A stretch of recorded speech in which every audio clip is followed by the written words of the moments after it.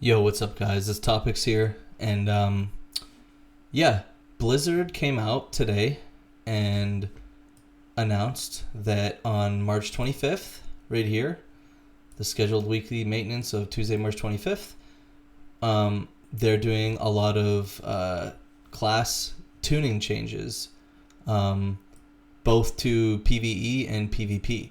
So we have to go through this for Protection Warrior. But yeah, keep in mind this isn't until the maintenance on March 25th, which is the Tuesday coming up. But here it is, and it's not good news, unfortunately. So shield slam damage reduced by 5%. So that in a vacuum is not that big of a deal. Our top damage in a Mythic Plus key is Demolish and Revenge. So our top two damage dealers were not hit, so a 5% damage nerf to something below our top two damage abilities probably isn't going to be more than like a 1 to 2% overall. So that's really probably not going to be noticeable. But it's the changes to the Colossus talent tree here that are more serious, and that's why I have the talent tree open on the left. So Practice Strikes bonus to Shield Slam and Revenge damage reduced to 10% was 20. So if we go over here and look at Practice Strikes, it's basically just a passive damage increase. Shield Slam and Revenge damage increased by 20%.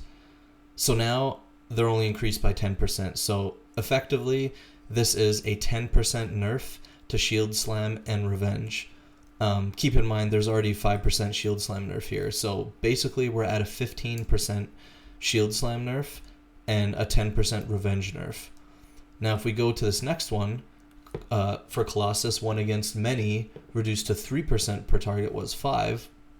1 against many is here in the Colossus tree.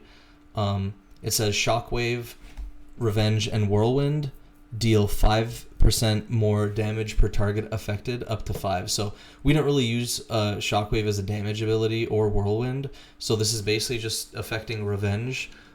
So now if you read on the left, instead of Revenge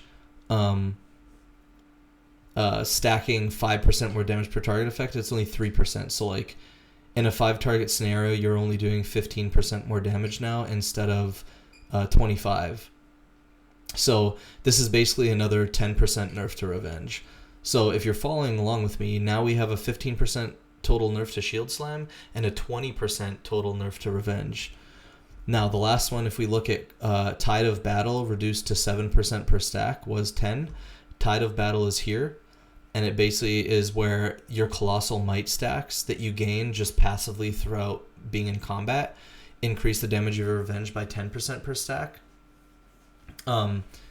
Instead of, it's going to be 7% now instead of 10. So you can get 10 stacks of this, which means that instead of like a 100% damage increase to Revenge when you have max stacks, it's only going to be 70. Now, keep in mind, you're not usually at max stacks longer than like 10 seconds because you're going to be pressing Demolish on cooldown, and Demolish is going to use your stacks of Colossal Might. So this is probably the weakest nerf out of all of them. This doesn't really do too much. It's like, once per minute you're going to have a 30% nerf on Revenge.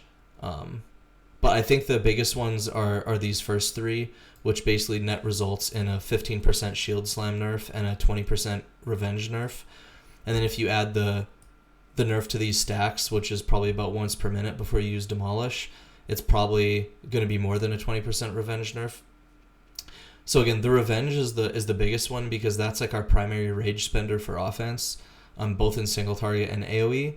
And so if we're looking at a 20 to 25% nerf, that could be very big because that's like our second highest overall. So for example, like if you're a prot warrior and like you're doing like 2.2 million overall in keys, and Revenge is your second highest damage dealer, and you're getting a 20 to 25% nerf, that could very well be 2 million instead of 2.2 million overall. If you were doing 2 million overall in a key, you might only be doing 1.85. So it's definitely going to be noticeable.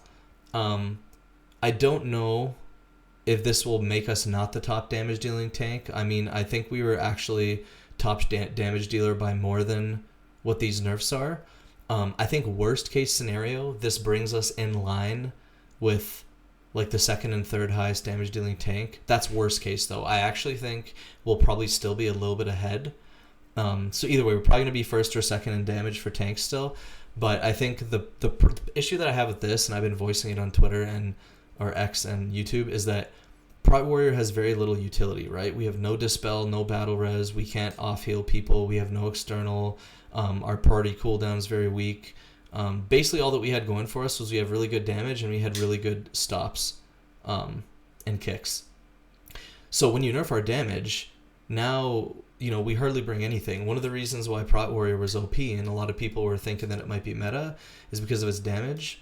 But now I don't see that being the case if we just get brought in line with the other tank's damage.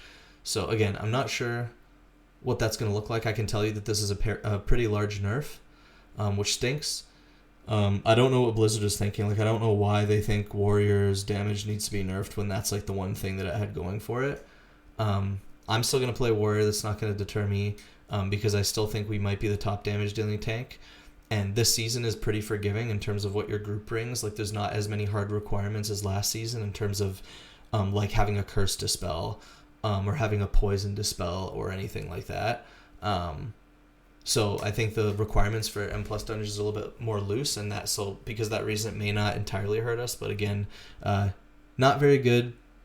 Not happy about this. I'm not sure if they're gonna revert this. But again, I don't know why they keep touching Protection Warrior in a negative way, as if we're like this super broken OP spec that just gets invited to every key, because that's just not the case. So what can you do? But that's the update, you guys. Hang in there. Keep your heads up. We'll see you guys in the next one.